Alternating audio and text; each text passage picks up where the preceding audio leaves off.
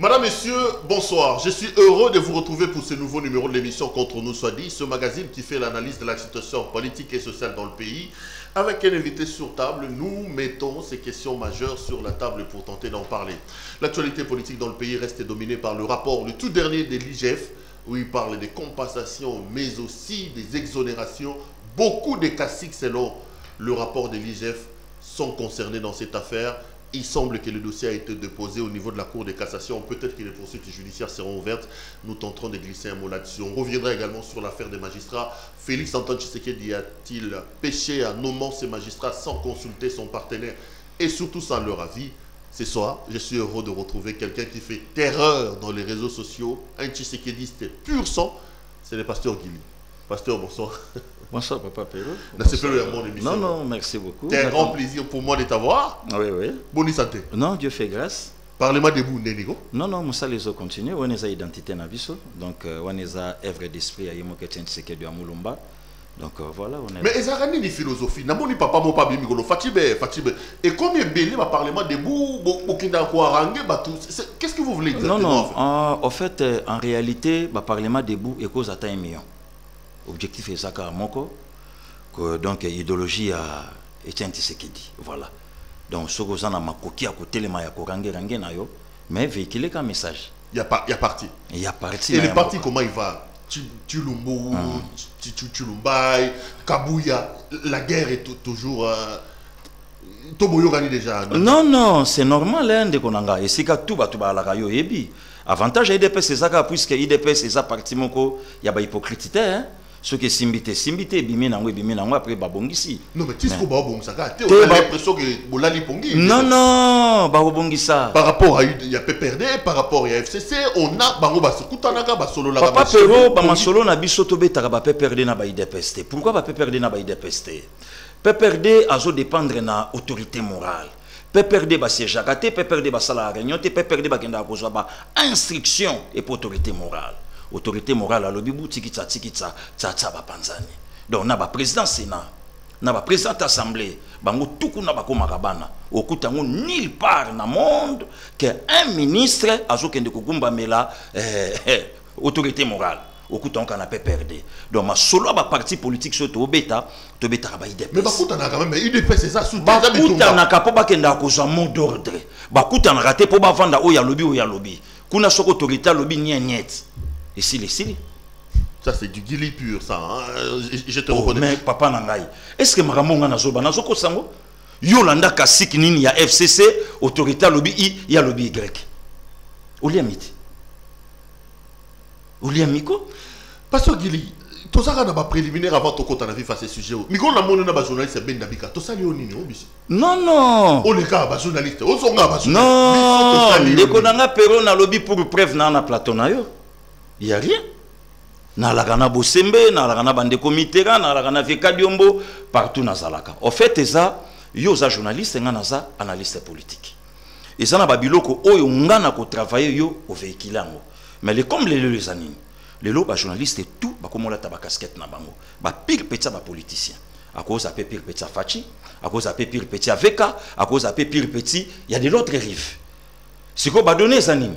Bazo ya ko véhiculer message o eza yangote pour peuple à consommer ngo yango ne so donc comme le adversaire na journaliste non même pas ndeko nanga na conflit na journaliste mon côté ngana ngolo zo beta biso mabe te na beta gite non te ndeko Perrault o beti biso mabe non na ko beta te ezaka ko zongisa na nzela tango ndeko atenga ozo reprocher biso nini c'est ça tango ndeko atengami ndeko zo pesa information oyo azana ngo sirte loba likamde likambo sali mais tant mutaleki na média yemoko na chaîne na ye na plateau na ye alobi non tala kuna kutu dans la présidence va conseiller bazo soit autant de $1000.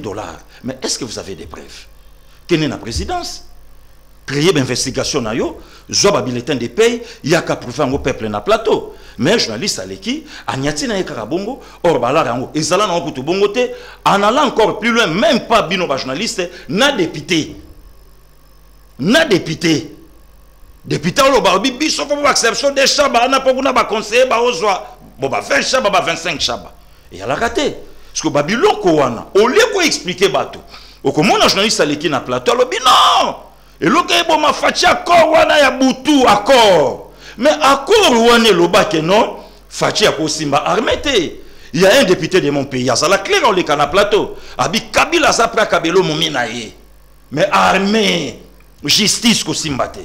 Mais à côté encore ko zonga te pour ça la vidéo, alors bah non non non, armé basimbi et puis justice basimbi. Mais au monde a peine à plateau ba journaliste ba olekan. Oui, malgré ça la mais accord wana ça. Mais accord en meilleur journaliste prouvé biso to yebango. Non mais les kabo accord wana to matato kita o lo belango bini. Olingo banini Félix na Kabila ba na accord te. Yemo quoi l'optala. Papa Peronga na combattant. Hein? Facha ou tabucha ya. Oui, bien moi l'année passée. Alors bi soke ça accord ti le bima. Na lobi na yo ba coup de tête au FC ça au sikoyo. Pourquoi sikoyo na mabele? Banda joa couti le télématé. Sikos. Abi ne nous intimidez pas. Chadari David ne nous intimidez na lobby, pas. Hein, ndekonanga. Joa ba langage ya CP.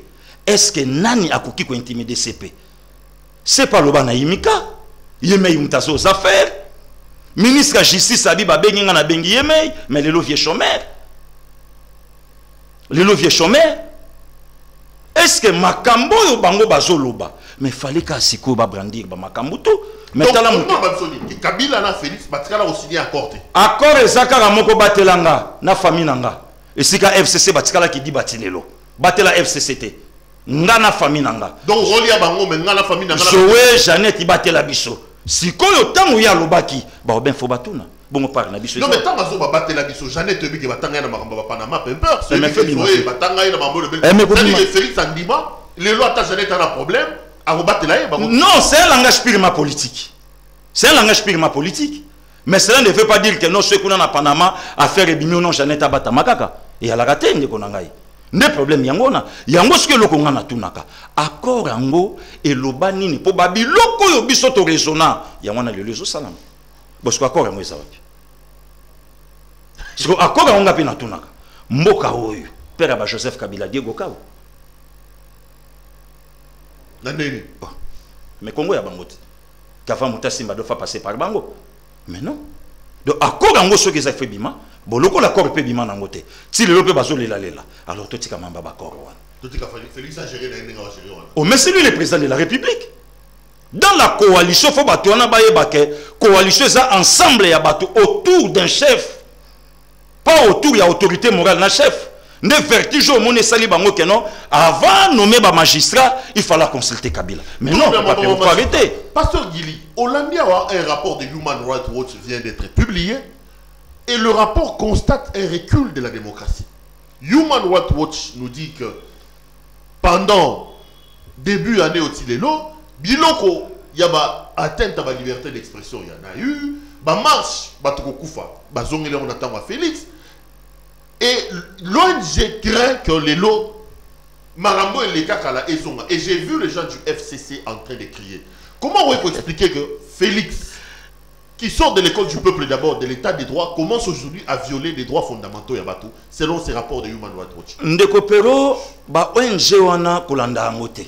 Yo yebiango meluko la, wa journaliste ya minga na plateau, o garder statina yo. Mais nga na roloba, ce qui démocratie avec qui touche na mboko yo.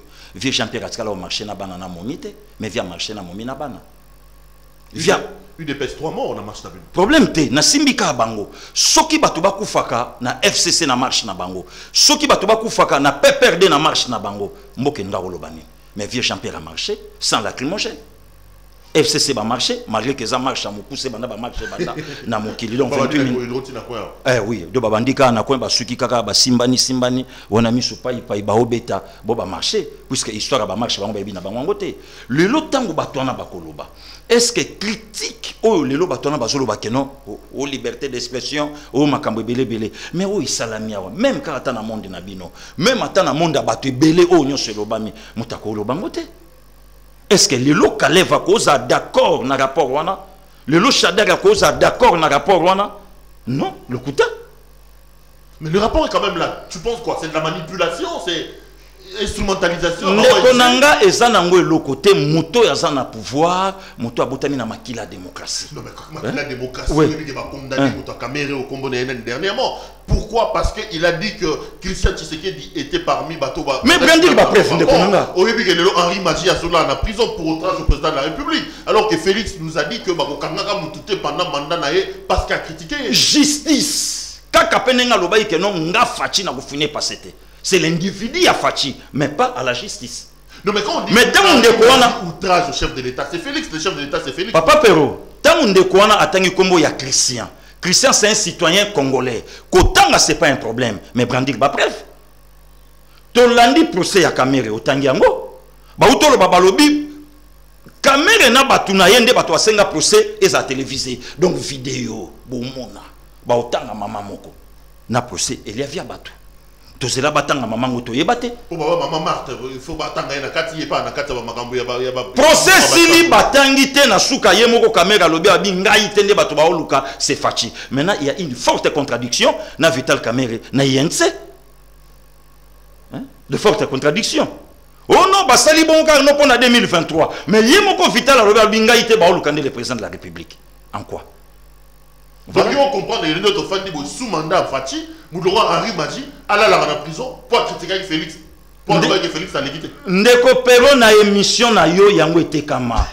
Garçon wana soga meko simba parlement, garçon wana le président de la République. Et salama na mbokani. Garçon wana et salama na mbokani. Kabila lalaka alotaka mutu do so Kabila lali alotio mukonzi alotinenga alota garçon na limité. Ndeko na ngai. Mais tant que papi Lukata attengi kombo à Christian, mais Brandir ba preuve. Mais yo tangi kaka, ou Brandir ba preuve te. Nana joa menace na ba avocat ya INC. Okopia ba preuve kombo Vital Kamere ozotanga. Où en sommes-nous aujourd'hui? Nana joa ba preuve na ba téléphone. Ou ba menace pardon, na téléphone. Donc le problème est ça, les lots ceux qui n'a lobby que non papa Pero a salakaboy et que la personne de papa Pero a traduit dans la justice. Ngapi fona Brandir ba preuve nanga. Yango loko tilelo na lobaka keno accord oyo FCC lobaka accord oyo lamuka ba lobaka mais lelo ba bimisango tilelo accord yango bimate alors Shadara ko linga na moment oyo azala menacé ayebi ke avenir e bando kene mobulu et puis ko bosana teke affaire akamona sampu e bando lamuka pas porter plainte na e bando lamuka mais c'est lui qui était le ministre de l'Intérieur. Est-ce que lelo ba ko bebisaka temba lamuka bima e bebati parce que c'est là. Donc c'est qu'à Corée à la tête. Et ça la campagne de déstabilisation. Il y a un moment où il a même si école baluba. Oh baluba comme baluba cause à pouvoir te. Nkamba bawanga na bango profession ba bien ngote. Nkamba boyana. Quatrième président na Rongsambo. Nkamba lobi ayebi ngote même na Rosar. Nkamba yebite. Na tuni na Nkamba babi babi Rosar te. Na kiti na Mokoto na tuni babi Rosar te. Bosko yebi sanga papa Pero. Na vandi na plateau na yo. Ma beni ninga na zuyo soki ngana na preuve na ngote des problèmes ya ngana o ngana lobi au contraire lelo bino de kutu batu fale bo expliquer peuple makambo bino boyebi malamu que lelo to na pouvoir semi présidentiel ngalanda ki ope moko mususu que lelo soki pour en tout cas blague te na landaka yo que lelo soki dollar rezo mata se fachi lelo soki mambesa mo se fachi mais il y a une différence entre pouvoir ya Kabila na Félix. Kabila avait la totalité du pays na maboko na ye.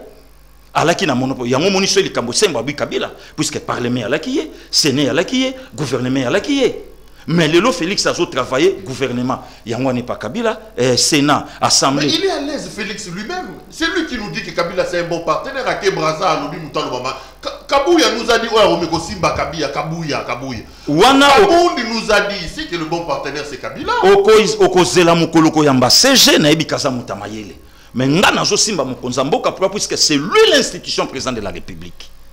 Mais l'institution présidente de la République nous dit que Kabila ils sont toujours en partenariat. Problème surtout Kabila. Nalobi banani siko. Problème était banani siko baleli pour la nomination ya ba magistrat. Yango loko nazoloba. Le loto mama mbonge zo mata. Le économie c'est pas mal. Bon, déjà mboka na biso simba maki entre les mafieux. Donc en tout et pour tout, justice, économie, même tout, et si ma na maboko na bango. Donc circuit fermé on a bemba koka ngote. Bemba koka circuit fermé on a te. Abima, akima kenda poto 10 ans zongi. Mais le longtemps chef de l'État côté na kata circuit on a FCC place baza ba comprendre que non même go est poli puisque Guatou ba là ça qui numéro 9 na bango maître Tunda arbitre a PC rouge na 35e minute. Abimi na terrain. C'est quoi débordé une tala qui nam. Parce que joueur ngo abimi na rouge. FCC maboko na mutu. Olobi makambo il y a circuit mafieux, on a réagir quand même parce que bon, Olandi inspecteur général au Mokonzambo Kanoma qui récemment monsieur Gilles Alengeti a sali conférence de presse. En tout cas, on attend dans l'année na BBC Mahamiso. Alors oui, réseau moko mafieux où s'installe là, ça il faut qu'on reconnaisse. Bandage surtout pour Kabila, ça il faut qu'on se le dise. Exonération 5 milliards de dollars américains et ça n'a pas beaucoup à exonération. Compensation 1,5 milliard de dollars américains et ça n'a pas beaucoup à compensation. Batu basala ba boutique awa, ba musu ba oteka ba Thomson, ba teka ba ngombe, ba teka ba bloko, mais ce qui est exonéré. Tu t'es senti comment en tant que Congolais en suivant ce que dit Jeff Adi? Ndeko Pero yango loko izo confirmer nga. Pe nazo confirmer ngo na plateau na opoto ka libosoto ça na balabala, mais c'est qu'on a s'appelle quand même cadre kitoko. Merci. Ngelo bakia musala vraiment zo sala donc na professionnalisme. Donc bravo. Na lobi na yo ke ba makambo esalami na katamboko c'est Kabila. Lelo po ba nomele biso bato yo ya ba finance, ba police journal tout ça. Mais muzitu na matata ponyo ba boma yango. Quel mboka oyo ba inspecteur ya finance ba cause la té. Tout simplement ka pona okachi. Vieux Luzolo Bambi, papa moko azana crédibilité malamu tselo na FCC. Mais ba itu faye au profit de qui? Ya bato atina te. Vieux wana Kabila nomaye. Papa Salima Kambubu azui ma balista bato. APC Kabila. Il a fait à 15 millions, milliards et bimaka par an. Le lo yonga na yo na plateau na yo papa Pero, Kabila kanga nani na sima mokongo na ye. Mais Kabila kanga Franck Diongo. A koseli Franck Diongo makambu keno o a sekresa ki moura. Donc civil maboko kaka boyimi balé a sekresa moura.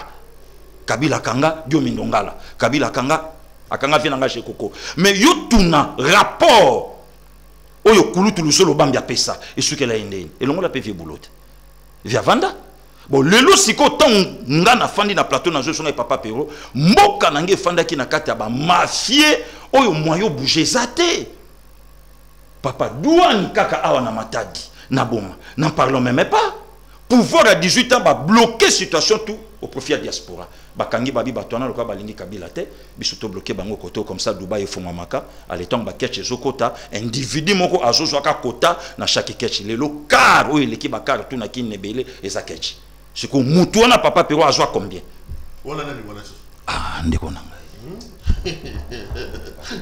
omoni ngani ngako pesa o mukongo te pesa nga ba plan omoni mukongo bonga côté wana plan ba tsala mesa ya nani to ba mo raison de ba pilokata na prison ngana kolanda yete po yatanga ki kombo mutu sans preuve mais ngana betio ka bambuma esika batwana baza ba comprendre to longwe place wana papa na ngai yoko kondima hôpital kwa clinique quinoise lelo abandonné batukutu bayeba teke no so quinoise ngo esala ka batu mais lelo maman atongi hôpital na bibwa to yebito hôpital ngo banani tandis que 50 nerti lelo ba congolais bayeba te soki ala ya biso ça 50 millions était na cinquantenaire ba congolais bayeba raté ce cinquantenaire wana et ala ya biso difficulté na nukutu donc ya fala non na kini to anango mais mutaza wana aobeta batu na anglais mais yo ke na problème santé mais za mama waro ne balobaka olive le balingi mboka na e mabeza wapi papa Pero égal les autres la biso ba Thomson papa Pero la biso ba soso orgama ne kufa totikala na e papa Pero atongi hôpital na bibwa mabeza wapi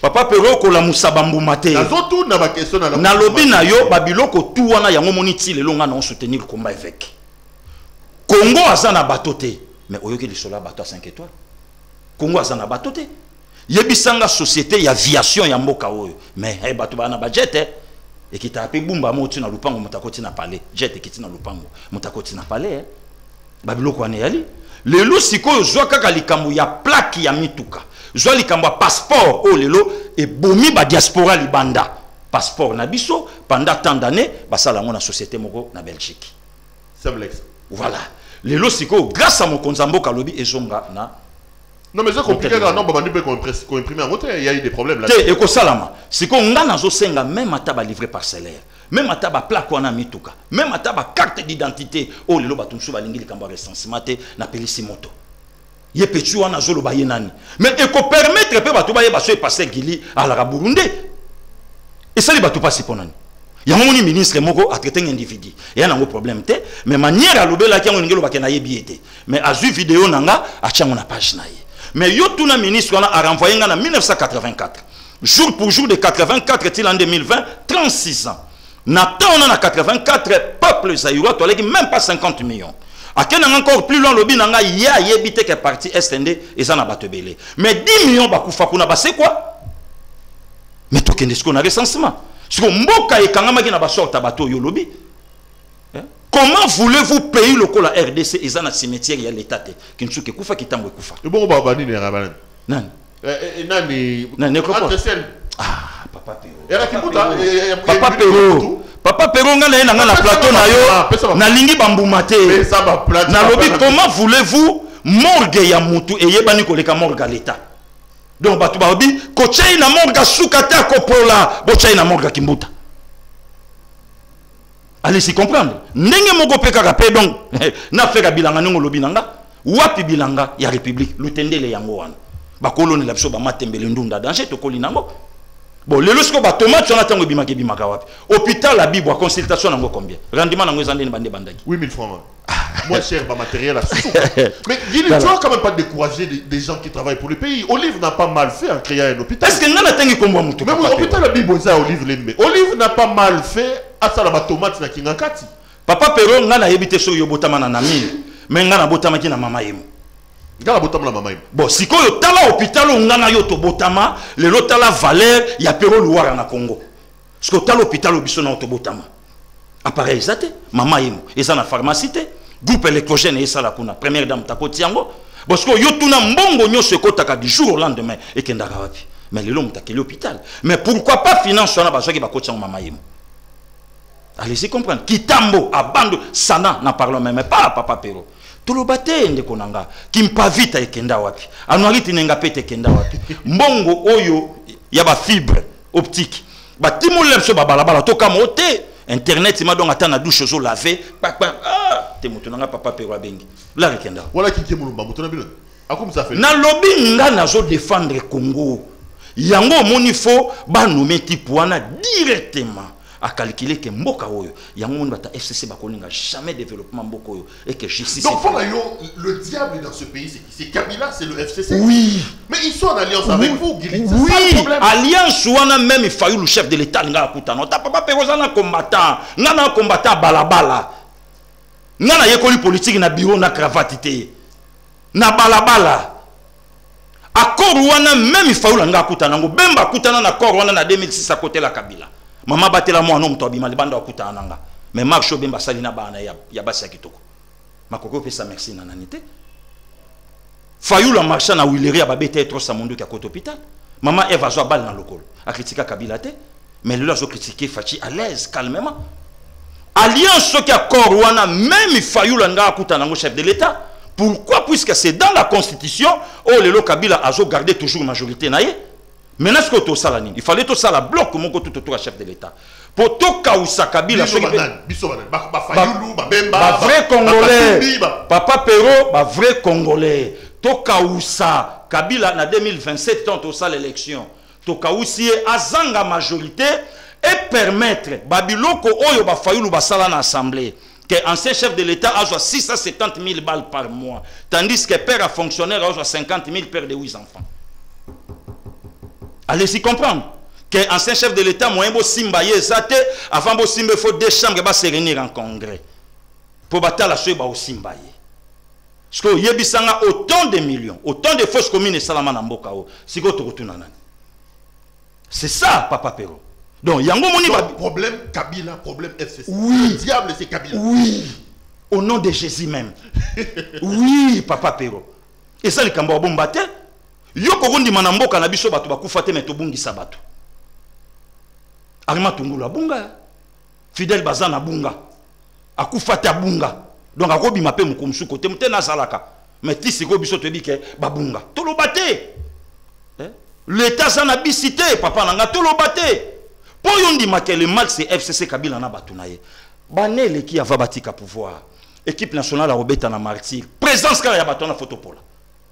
Ce que yo yebisanga wananga même nzamba lingi bangote yango moni même Shadari Nzamba Lingaki comme président de la République. Candidat de la continuité.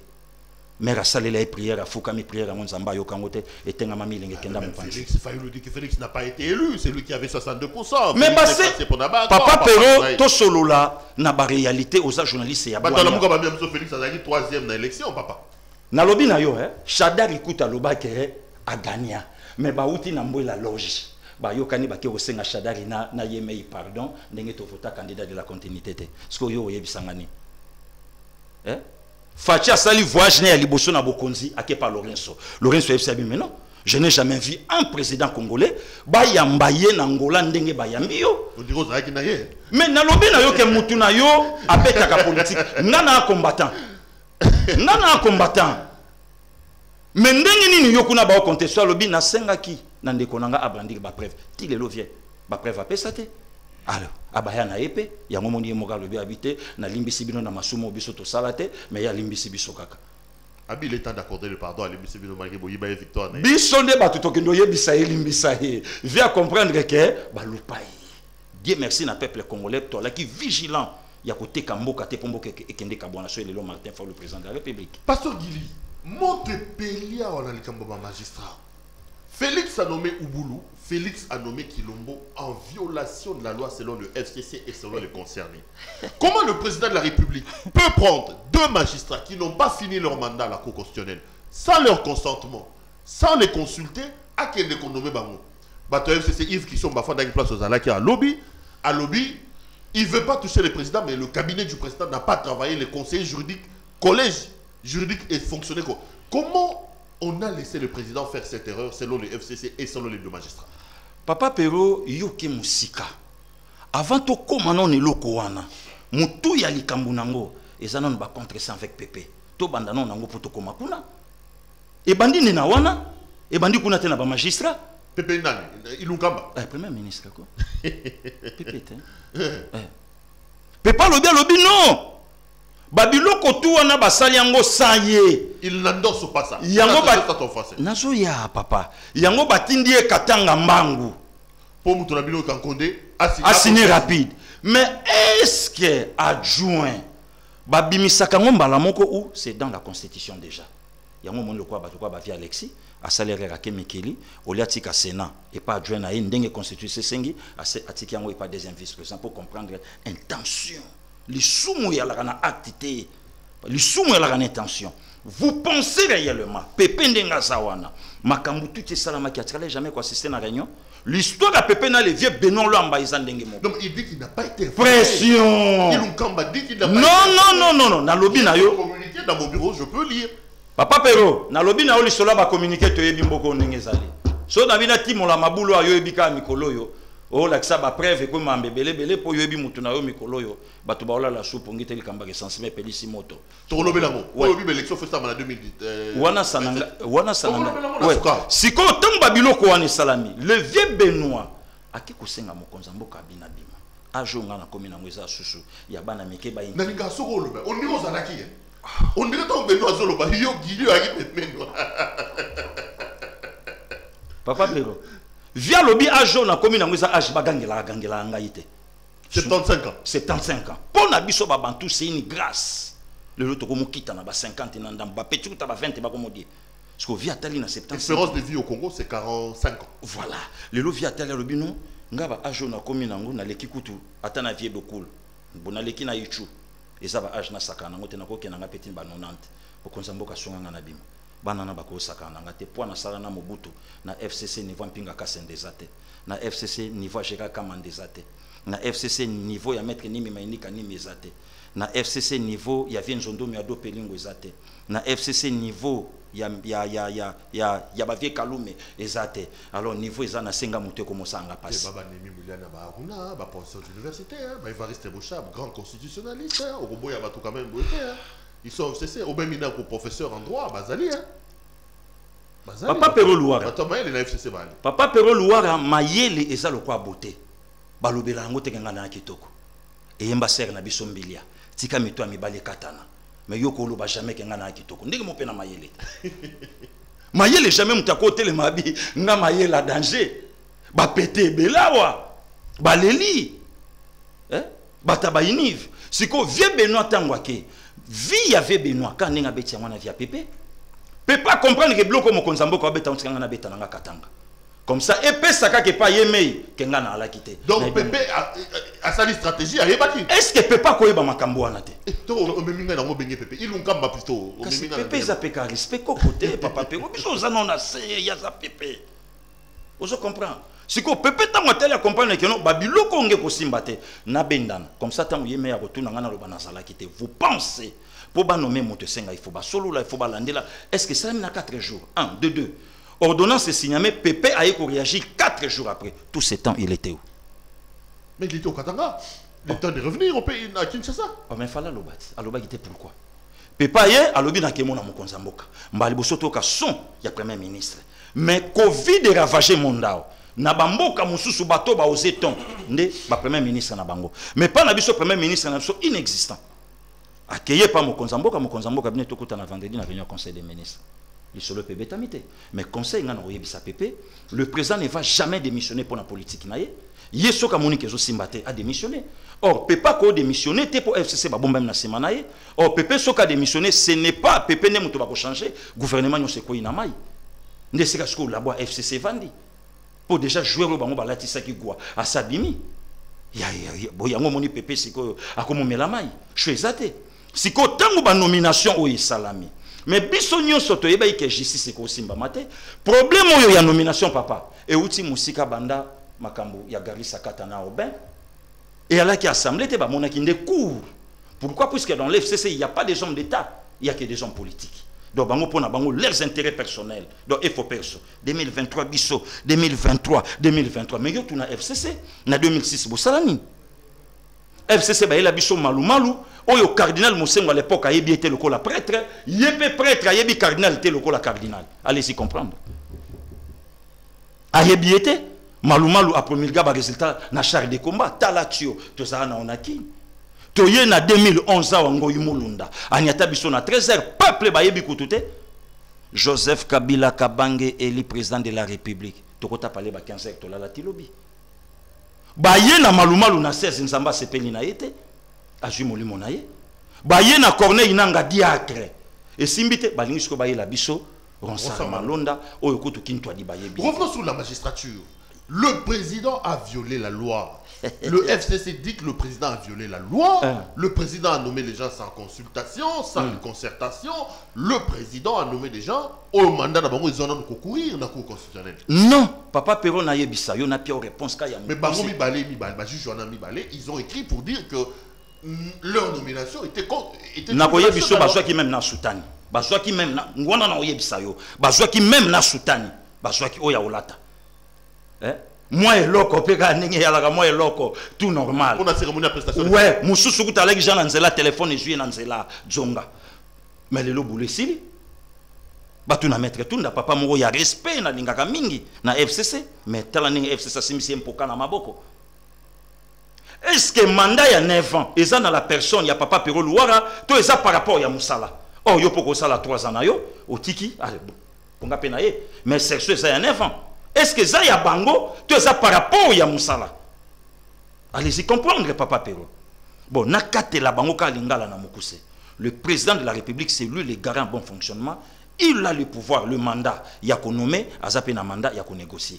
Donc, non, pardon, il y a qu'on révoquer. Si ce qui m'a connu FCC, à mon avis, il y a un président de la République, il ne fallait pas juger la passer les calibos mon konzamboka. Mais est-ce que le problème, ce n'est pas que le président aussi, dans le cadre, bon, il y a un accord, il y a une alliance, est-ce qu'il ne devait pas consulter quand même son partenaire, son allié, avant de faire des nominations là? C'est là aussi le problème. Alobaka yango. Mais pourquoi pas balier yango na poema F, il y a Covid du Toyo Karapé Bango? Quels sont ces alliés, les kamba gratuité, il y a article 43 de la Constitution, balier balobi kop nabiso. Mais bois balier? Quel est ce balier moukonza Sénat abimi à lobby présent na lobby no ala ki souka na bi gardien bâti matampi bâti. Donc via Alexandre ngaka do dakabo ya mon pépé et côté ballon coup de tête les gars via mon pépé. Wana est-ce que wana balier comportement ya maman Janine Mabunda. Wana balier est-ce que wana balier ya moni moukonza mboka lobby na kanisa ki bala ki bami oh sont des. Donc le FCC n'est pas sincère avec Félix. Wana na lo bango oui. Bah sincérité Mais bon rompre mariage. Hein? Bon rompre mariage. Bango nde bato baza na 70% baza majoritaire ba se retirer. Total a siko pouvoir na bango eza place nini. Bango bato ba majoritaire te papa Pero. Ba benda na bango. So ngam na yebike non na bord na ngai. Bonga na benda total nde to sala. Bazo ibateke ba obeta na un homme politique. Yemoka Lobango et pas confrère na Ocheri na Christian. Je ne suis pas politicien comme les autres politiciens. Donc azana ei na lobia même na ba parlement debout. Mungongo ya lola mwana textuellement son père. Musicien moko tabima na mboko yoka na voix yogo. Babi ndomba zolanda bisonga na aux États-Unis. Voix ya père na yendombe kai pa babi. Bon comme les plus fortes raisons Fayulu à ça la politique à papetien. Aïe bien moi. Donc on réduire de ça na mbaba na ya papa banini. Non, n'a que tout droit. N'a que tout droit.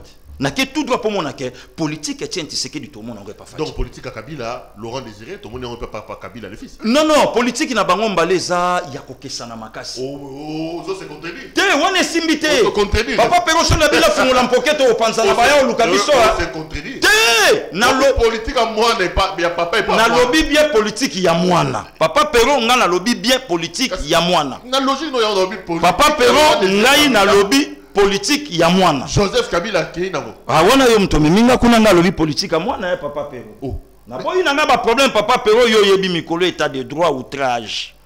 Ah. Mon lobby politique à mwana. Ouais politique Félix. Papa Pero na lobby Etienne. Papa Pero na lobby politique à mwana, l'enfant fera mieux que son père. Mais le Kanipangi grand gardien équipe nationale médaille à la tête même na dering. Jonathan Bolinga est champion d'Afrique. T'es nazo que non tout droit. Et tu sais que ici carrière politique n'est pas primatique, il faut chef de l'État. L'enfant fera mieux que son père. Nga suki na ka politique à moi na. Na bona on kota ba détail belé pas pire. Yebi mi kolo état de. Pasteur Gili opéré si moto na Kinshasa. Tous de la élection en 2023, yo l'élection en 2023, il faut que dans 2017. 2000 plutôt 27. Dans l'année basile na ina semana le plutôt que dans 2030. Bokomo yoka na autonine. Glissement au Bobundi ça en 2016. Bobundi si Kabila bo pimele ma romel. Bino Bolingi to za glissement na Félix pour l'année. Non. Papa Pero na solo banayo. O yeza ba question la lota ki on a ndoto kato poser ngai 10 mais o yeza na 40 points. Donc ceux qui na dû yango na ko passer na cour. Pondération makasi. Na lota ki yango. Ngala mchetu meno yebi. Na yeba ike boro ekobima. Est-ce que pourquoi IDPS aboyaka élection en 2006 pour notre campagne recensement Kabila n'ingarango te. Toye na 2016 Kabila comme na fin mandat ali ngalo bana biso recensement. Bon bibi ça va ton anzela je me rappelle. Na lobi na yo kasité, il y a comme na fin mandat ngalo bana biso recensement. Mais lelo Fachi azana une année et demie à pouvoir et puis il était IDPS c'est le pasteur Gili.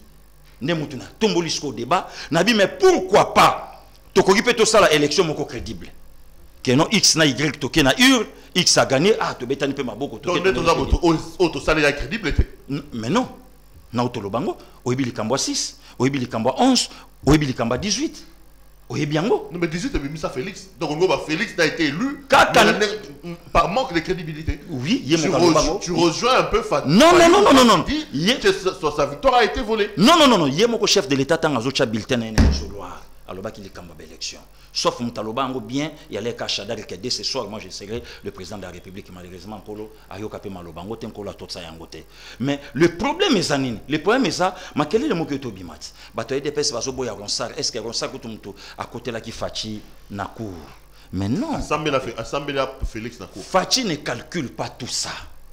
Fachi est capable, ndenge le bato baolo bake, ami beti masasi na makolo, Fachi est capable, akabwana na allié fort, oya tamboli à la contre ya vision Congo. Fachi est capable de perdre pouvoir, mais atika pouvoir, atika mboka na sati ya likolo. Lelo yo tuna FCC. Ma benini bango ba moni pour na recensement, tandis que bango kutunde ba. Non mais on va pas sur la 2027, c'est ça le problème. Ma be eza wapi papa Pero, ministre ya jeunesse Billy Kambale a renvoyé ngana Est. Alobi nanga ngana yeba ke parti Est ndi bato baleki ebele mais to vérifier ngo ebele ngo ya nini totalango parfois nga pe mutuno na lobaka na nanga Pedro angolais et bi ma vérité na chaka makele na mboka bato na zonge pa Lorenzo mabe ça pi papa Pero yobo ya recensement non mais mabe ezali que tu nous proposes des choses qui vont aller au-delà de la date constitutionnelle. Papa Pero, to banda yango sikoyo. Ce que vous avez sur 2 ans, en 2022, nous avons sans conséquence des causes. Covid de Kangi Mokili, awa Mokili tambolité. Mariage ni yonde konanga au mois d'avril. Et salamité. Les États-Unis, c'est quoi bazo bundana les locaux qui n'ont pas faire élection. Donc bisonde Congo makamutu donc faut qu'on dise mango. Lui dépêche ça y a qui n'a pouvoir pour corriger pouvoir à maréchal Mobutu. Du 24 novembre 65, si Nasuka, il y a le 16 mai 97. Il dépêche ça y est pour corriger pouvoir y a musée. Je vais passer sur le Rwanda. Les pontiers vont regretter de m'avoir créé mon musée. Facha ya lobby, baba nyamulenge baba ndeko na biso. Na sengi bango, bala kisa biso ke baba congolais. Makeli sili. Il dépêche ça y est na pouvoir à corriger pouvoir. Il y a Joseph Kabila. A bloqué Bisomboka, Parc et Koufa. Il y a Garamba, et Koufa, il y a Salunga. N'en parlons même pas. Il y a Kaouzi Bega, Kolobaku Tute, mais Kingakati Soukana Batigre, Soukana Ngando, 800 mètres. Donc tout on a de Tolobate. Si Koto Kende, na recensement. Et Bakana Tata Lokola Yo, Tata Pero na carte, électeur, identité moi nezate. Parce que Batouba Ibindi Nikoza marié, Ozana moi na Toban. Tandis que Bisso Kolaka na ba carte pour citoyen. Ça va nous faire glisser, c'est ça le problème. Et qu'on glisser Bisso. Est-ce que c'est normal de faire des choses au Bundisa qui lobby? C'est ça. Bundisa qui a mon Kabila là qui n'a volonté n'angoté. Kabila linga qui recensement en 2006 té. Yango IDP ça boya qui kokende na élection na 2006 na 2011 toye Kabila tanga moni mu Kongo koba B52 ba élection lui ça la manade tout bateau lelo bakena ensemble ne bato ba bouger constitution élection. Papa Pero mo konstituo beta masolo balotundula ngala tangi kombo mute Papa Pero ngana otanga ka kombo na yo po yo moyo funda ngai te outrage poto sola na yo ngala tangi na kombo mutu te na kangisi bato tu binemi na minute ngana to na plateau na otanga ka kombo afachi chef de l'état po yende mukonza mboka bato lelo bakenda ni bato baloba ke mukonza mboka akoya pe na 30 ans ça tenir compte à Mambutu ici fia zaka na Congo to lela et salama mais lelo bango na bakenda. Parce que Babylone, pourquoi pas net mikolo pe na bandi na émission na yo to bouger pe na constitution to modifier to article ni nani na lobi na yo to zongisa élection na biso na détour. Pourquoi? Puisque constitution na politique en mboka na biso ezo sengate to sa élection na manière au biso to c'est un problème de moyens parce que si on fait deux tours moyens on convoie des moyens pour Papa Pero na lobi na yo balar tu yo komeninga na kalpe wana mopata César c'est pas ganga na miso batuto habito na mopatas Congo a tout aux États-Unis. Revenons donc, yo pona yo, pas question d'organiser l'élection en 2023, les élections doivent être organisées en 2027. Mais tout bon gamate, Papa Pero. Ma beni ninga na sali quartier zalarasu na ba chef te. Ma beni ninga na sali Papa Pero. Tout bon gisato e banani azanani bakuya kuya pe bakoteli biso ebele Papa Pero. Ma beza wapinde konanga. Recensement et salama. Tozwa ba carte d'identité biométrique. Recensement et salama. Passeport et zonga. Ata $85. Bravo. Mututu azala nango. Akobe tata bichingo bilanaye. Nango na poche. Le passeport et comment so mutalex. Eh, écoute bien na la passeport. Donc ndire lo mo ya danger. Pour nani poto nangote. Poto nangote. Entre temps, si tu en 2027, on fait comment? Félix reste au pouvoir ou bien on va aller dans des négociations. Papa Pero article 70. Article 70 de la Constitution.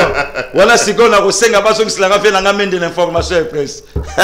Article 70, le président reste en fonction. Continuez mon tour. Na lobi le sol belo ko la ba tuzo ba kyoto le biso siko. Donc application article 70. Tout que na ba na coalition en 2027. Na bino les têtes vont tomber. Non mais le problème c'est quoi? Mais eux en 2016, ils ont partager les pouvoirs. Viens à Yochiba la boîte, il y a une épaisse. À comment Premier ministre? Tu vas partager qui t'es? Badi banga comment Premier ministre? Papa Pero Babylou qu'on a photo na ngo muto yo tangeninga kombo avanda kiawa. Na Yves Kisobe. Nanga la tangi kombo mutu te aba to apé magebele Papa Pero. Aba to apé. Non, ça veut dire quoi? Ça veut dire que toi tu as la boîte en 2027. Mais yo soko lobi débauchage. Et là qu'on a babeta ngo tout simplement pour nous déstabiliser IDPS. Et là il y a Tibal. Ouais. Ce que Zalaka, Kabila n'a qu'à signer que non, Fachi a comme Premier ministre. En quelque sorte, le malheur est bon. Aboya Kanae. Pour y avoir que politique, n'a pas moins vie, on est aussi mbatté. Et aussi mbatté, yango wana, Samia Ebissa Lobi, histoire des peuples d'abord, on a ngaï. Oh, yo. Donc, ce n'est pas bien dit, Amema Sami, Mbrata, Nambrata, et l'autre côté. Vieux Bruno Ebissa Abi, au monde, Maramba, marche, nga. Oh, Aimilia Sami na parlement. dans 48 heures nazo nommé premier ministre Sami Badi Banga Soni ba nommé Bruno Kotalobi na kokanzela élection o esalamate na mboko bato bakufie makofi betami to kabwani na poto diaspora le batala na souter Badi Banga or Bruno Tangwake ba marche kutu ya danger ye lusu Kabila teme bato bakosanga or l'IDPS l'état d'esprit le lorsque to sucre Kabila oya boya ka Félix a nommé premier ministre le lo Kabila nommé Andima a nommé Félix chef de l'état papa Pero tout ça donc Félix reste en fonction et il y aura pas une refonte il y a gouvernement donc continuer à mariage avec FCC cash 2027 article 70 papa Pero un évangile selon pasteur Guili n'a rien à voir avec l'IDPS. Non, mais le problème, c'est bon. L'article 70, le président reste. Et le mariage FCC cash reste. Tozo bongisa mboka. Tozo bongisa babiloko yo FC sa salate. Babiloko FC sa koka ko salate. Congolais loko la ngana yo to bongisango pour permettre l'habitant to sala élection kende bien. Le lo monikolo to na biso basile longo yo kotake na 30. Ba mama Catherine ba poussi ba faire. Bo seko mama Catherine roboya ye. Gouverneur a vu la Kisasa moi sika moko tozwa bakuya bayebi makambo wana te bango ba robetaka politique FCC cash bayebi te mama Catherine seul gouverneur ya moi si toala na villa kin bayebi te bayeka lobi papa Pero tala ba chipi tala ba 4 niveau ata yo moto lo bana bango te bakuya lukena wana ba problème te nana niko papa lo bana biso bayana ba ketch lo kwa ba mibali ba matela na moto bongo nani ayebi yango te tozala to pia bango ba bidwa mai wana outrage papa Pero c'est que outrage yango pe bebi ndeko na ngai tout le monde a bango bazoya wa ti le documentaire ba télé la kisaka tala suka na bot ils ont la kisa est-ce que wana suka na feta ba faire wana su outrage discriminatoire ce sont des Congolais ils ont libéré le pays il faut te ba libérer mboka te ba cha biso ko tudumbo kande na ka ça ils ont chassé Mobutu 37 ans te ba chassa ki Mobutu te mondela lingaki abatela Mobutu ndenga zwaka ina bulenga batela Mobutu akufa na pepele ba chassa kate pour le loto la soki ba chassaka le 2 août 98 ba bomela biso ba tonetendi aki ngana vivant en live. Non mais Guili, ça fait quand même presque 2 ans que Félix est au pouvoir. Tu vas dire quoi par rapport à l'instabilité dans l'Est de la République? Oui. On l'a dit là pour plus de 200 morts. Oui. Hier encore il y en a eu 23 dans Ituri. Oui. Lui-même il a dit qu'il était mal à l'aise quand il allait là-bas quand il était candidat. Mais il est là président de la République. Oui. Guerre réseau sur la tête? Non, Moussa les Salama. Mais Batukutu bakoza d'accord nanga nakoki jamais na chosifié 23 morts. 200 morts et ça va via bato lokolanga mais du moins papa Pero oyebi ke to e bandi ko kita pe tozo ke nango tie kosila pourquoi mokonza mboka lança défi à cause censure le président de la République lorsqu'il aura la paix dans toute l'étendue du pays donc eza musala oyo e bandaka déjà ko salama bandaka la papa Pero yebi mamba este Kabila kena na mboka moka lala na buto alongo lobi na bu ali village to basakaja o lobango ni lobamate e betama lisolote. Voilà, donc les lorsqu'au Batouana, au lieu de se comminer na biso, la province Msuto Bunda, mais bango bazo marcher pour na moto. Ah, papa Pero. À côté de $16, le tolo va au-delà de 20. Ah, mais papa Pero, ebi kenga na otoza même moral, na sambela ki na makambo. So ka coûté $16, le 19. Mais le lorsqu'au photo na Kabila coûté $311, atika on a 1600. Ah, papa Pero yambi pe mutu na mo mutu pe salamaka. A terre mo pe na cesse batuno msuba boya ngai.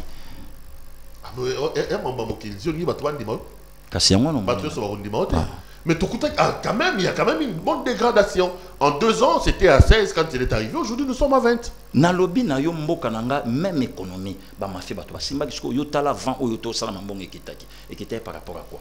Ba mafia. Bato basimba économie, le pays en otage des sorciers. O balingi te développement ya mboko yo ekende liboso. Ndi bato ba sala maintenant zo yebisa yo le kinanga aussi akenda de res mémoire peuple to gagner combat oyo. Entre-temps, Rossard, pas question. Parce que le FCC dit qu'il a déjà été entériné à Ozonga Tebino, pas question. Telogote, yete. Est-ce que Seigneur n'a pas coupé ça, on peut continuer pour nous? Ou yoga batum suba, on va continuer donc on a bangondoki. Je rappelle qu'Oza pasteur d'église à continuer Fernand. Oh, bon, on a ça mon camphire, papa Pero. Qui missi batum sur toi FCC l'église? Oh, nalobi na yo, Ba ko samba sur l'église. Mon coco tout bandé ko sambela na ye akima avant le loko de mamba médié salama. Place ngo pa kenda na FCC ça soit poste ba sundula ye. Collègue no journaliste. Non, mais bandi binyo surtout à FCC wa. Baye écoute belé. Baye écoute belé. Dimanche kutu baye belé. Mère Azawa, mère Yambaki, mère Sepeli même musala père. Oyo aotalanga na mikili. Mère Sepeli a pambolinga ye. Musala isala kitoko pona mboka. Koko mosisa na biso caméra ya moyo. Pona yo pas question d'avoir des élections en 2023. Ba Congolais ba Orlando Guili Tout ça, l'élection en 2023, t'es pour Nanini. Et pourquoi on proposait 2027? Papa Pero, les cambo élection, peuple congolais, ça n'a rien à choter. Oh, Papa Pero. Peuple congolais, il a la vie naïe. Passeport, ekita. Carte d'identité, tout soit yango. Makambo, nyonso, tout wana bapla. Tala, Papa Pero, na oloba, no makambo, isa, ebele, ya koloba. Ebele. Mais, ngonga, kolabatela yonangai, toku fate, lobi toku tanaso, to sale lokomoko. To kende na recensement, to bongisa. To tala makambo, to sala élection et salama. To komana mokonzi oyo peuple pe bako voter soki fachi to continuer na ye mais na ndenge déjà nazo sakola adversaire azate donc nde toko kende boti ba 2043 on retient quoi fachi à la bonne fois pour arranger le pays le démon le diable c'est Kabila mais wane yebani Papa Pero ba message ebima lelo na plateau na yo otala makamokele mobimba quel est ce candidat président de la République 1 Oyo peuple ba yamba ye na seni masa sebeta mapo ba panza batu. Quel est ce candidat président de la République? Oyo même prophétie atali lo banzambe e bimaka pona mutu na ye. Azate. Non seulement ya awa même ya bapaya. Azate Papa Pero. Mais lelo batu tout ba komo loba. Mais tant bazalaka na rasop wana pourquoi loba kata alaka na sima muninga. Na rasop. Alobaka te pourquoi na sima muninga. Alaki na sima fachi. Bango tuba hotele manasima. Na ta on a pona nini te muzito alobaka. Na ta on a muzito alobebi je n'ai jamais vu un homme honnête. Sincère comme Fachi, lelo Fachi a commis démon et panaye. Na ta on a le 27 juillet na centre Nganda. Maman Eva telema lobi Moïse est parti, je suis lève toi conception na terre promise. Lelo on senti na FCC maman Eve ntaoloba, mais prophétie il y a même pas 3 ans. Et pourquoi maman Eve asakola rate pona bemba ko bima ko mamukonza mboka pourquoi asakola rate pona fayolo non Papa Pero totika haine omoni haine wana ekoti yango mona lobi même tina monde na bino haine ekoti zo sentir journaliste abetaka campagne na chef de l'état mais le quoi azalaka pire petit ya mutu mususu tanga ke pa lelo komoloba anala encore plus loin akomofinga biso bataille d'épès mais tout esalaka bataliban siko yebisanga makambo ya zoloba bato baso yokate mais bato na nyoso ja basi bayokaki Yé à l'équipe sonanine. À l'équipe sonanine. C'est ça maintenant le problème. Babiloko on a Papa Pero tolongolango. Babiloko ba tribi, babiloko kokabola, babiloko kokabwana, tout ça on a besoin de.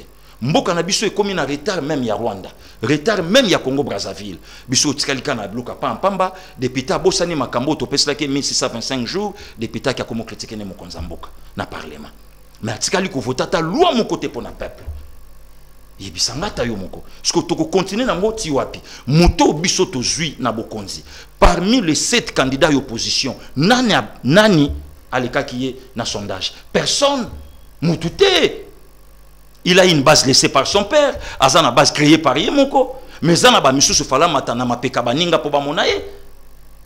Mais non, soyons quand même sérieux Papa Pero. Le lot senti moutaye, azolo baka kabo liberté d'expression, au moment où on a ce qu'il y a Kofi Annan et zolo baka peut n'importe quoi. Voilà. Pasteur Guili, Tosi Sinabiso, merci d'être venu nous voir. Merci. Les portes sont grandement ouvertes. Merci. Aïza Cheyo, reviens quand tu veux. Kopé ça va t'adresser ba dongolo miso baza, biso ba oya yo mwansombo kaka, pa to komi na biso. Kopé ça bato adresse to na place boyo ibika. Ba kena no te do malaria so ekomi na suke yaka makasi. Voilà. Nyoka so bakati mutani kana mi. Akenda ko moni bu akokanga pe lokola moto boke yo na. Donc mikolo faut moi qui mesa. Merci Mingi Pasteur Guili. Madame, messieurs, cette émission est largement terminée. Je rappelle ce soir que notre invité c'était le pasteur Guili. On n'a pas besoin d'un combattant, hein? Non, yo ibika parlementaire debout. Yo monika mikolo to comme la ministre honoraire. Batuni fonction ministre honoraire donc voilà, donc parlementaire debout. On récupère le pouvoir, hein? Mi batte là. Mutono fils mukoko ayo kana soutien. Te wana za combattant, wana za mwana ndaku. À côté les manaïs kaka. Non non, makite tout ça tout c'est belé. Ba Cholé Bayali, ba président René Bayali. Non, mutunanga Masaro ke ba mutunanga. Ba Gilles Bazali, donc tout ça vraiment est belé au lelo tout ça fierté. Même ata babino mopé na média Boyali, bande konanga ba Christian Bosembe, ba vie Kadiombo, otali na poto kuna ba vie César Ngadi, ba ser nanga Mido. Donc musala ezo salama. Papa Pero tolinga ka mboka na biso. Et l'eau comme sudo toko betana, mais tout le monde a Pasteur Guili, prochainement, hein? Merci. trop fort. Non, non. Te problème ya tenga no to ana biso na commune mo eto ebisa bato ezate mais yo moko yebika na ngri moto na komi atana 23h. Merci beaucoup. Okay. Madame, messieurs, merci à vous également de nous avoir suivis. Restez branchés sur nos programmes et je serai heureux de vous retrouver lors d'un prochain numéro. Bonsoir chez vous.